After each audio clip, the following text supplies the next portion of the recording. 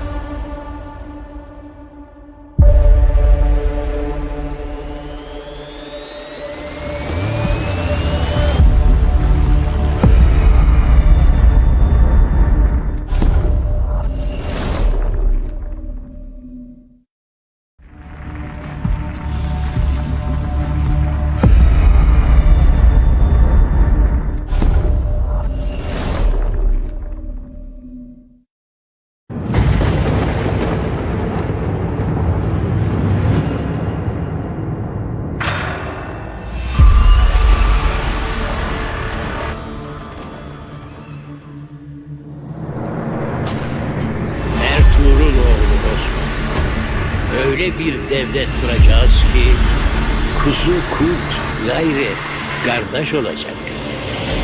Bir devlet kuracağız. İlelebet payidar olacak. Bu devlete canım kanım feda olsun.